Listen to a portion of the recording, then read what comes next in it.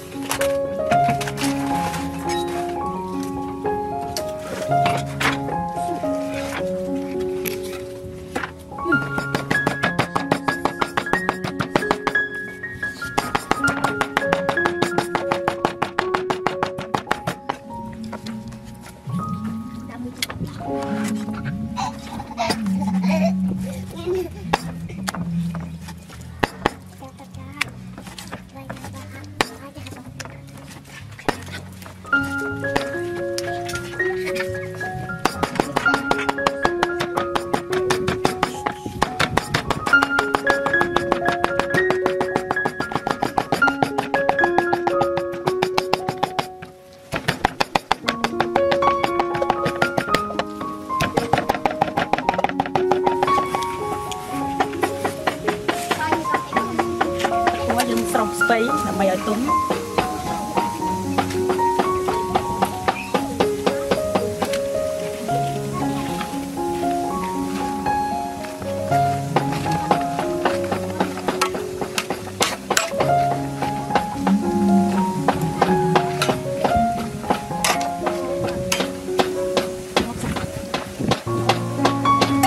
cột mặt tụng làm mày ở kia tụng làm đường xong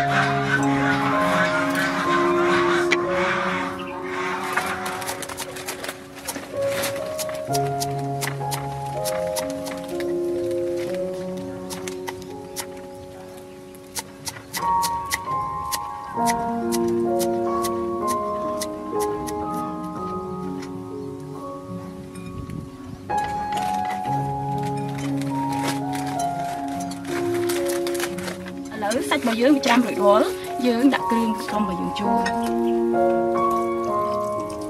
dương chắc là sẽ dùng chua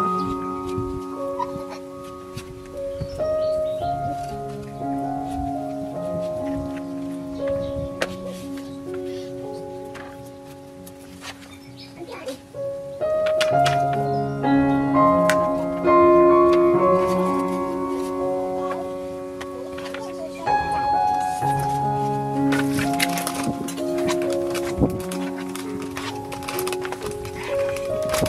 cho kênh Ghiền Mì Gõ để không bỏ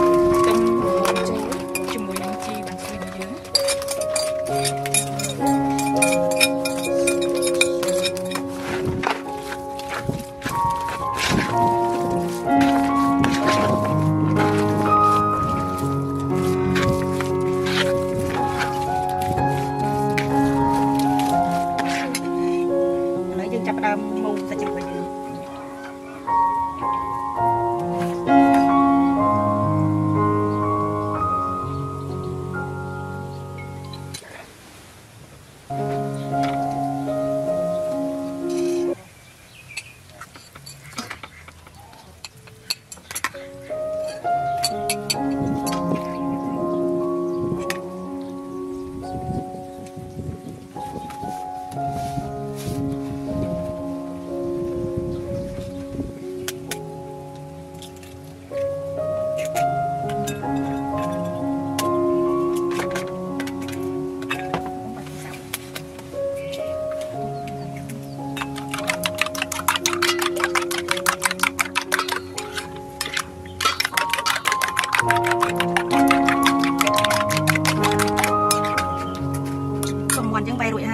Lỡ sách chụp bao dương thua được rồi lấy chân dân vô tôi cho hai sân mình đi dùng bồn nè vui chờ đây nè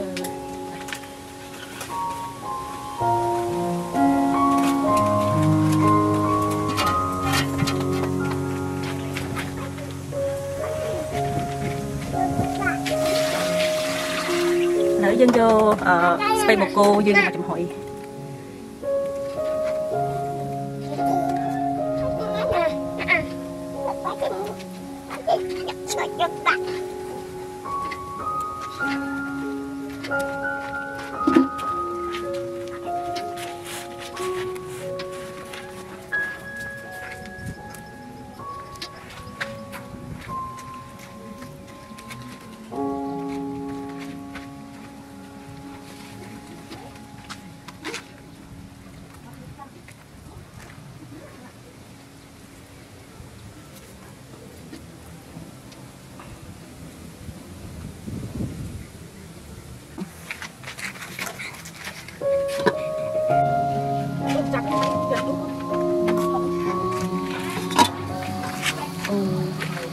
cho hơi rồi đấy chẳng dừng xong với chanh máu đừng bay vô từ một bộ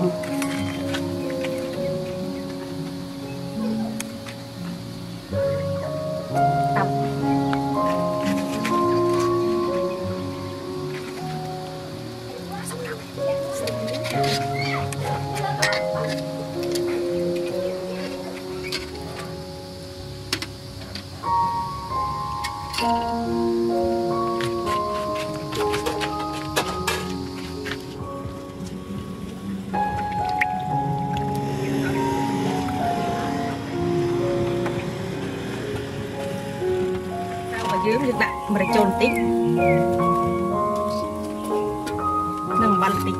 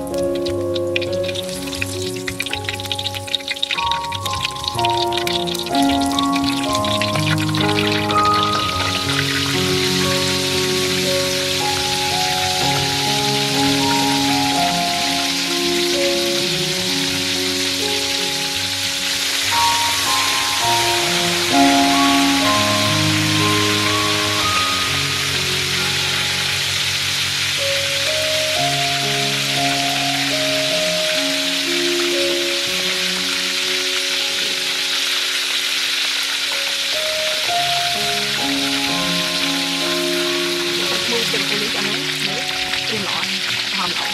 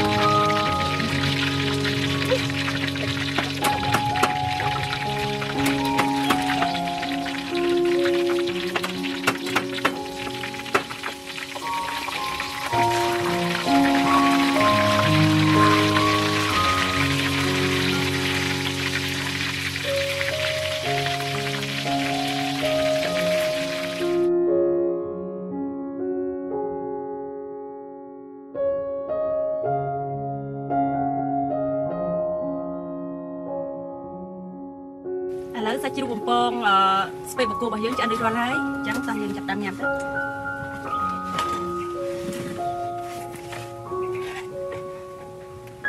Nuôi tình nồi này.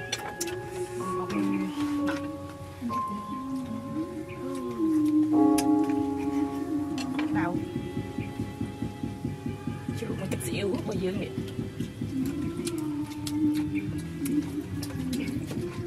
Ngay bên ngồi ạ.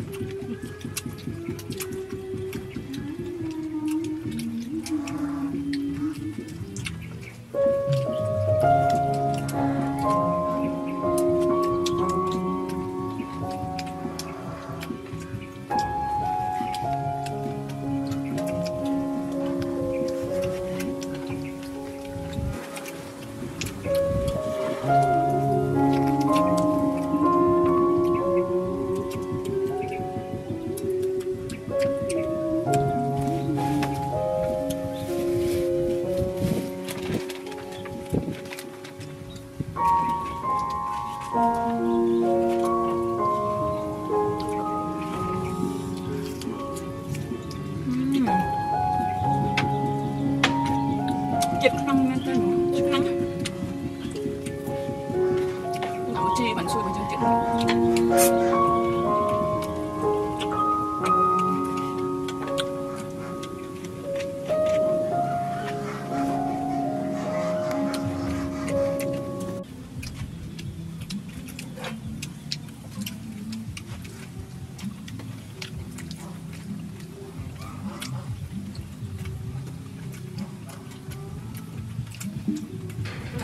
Bye bye.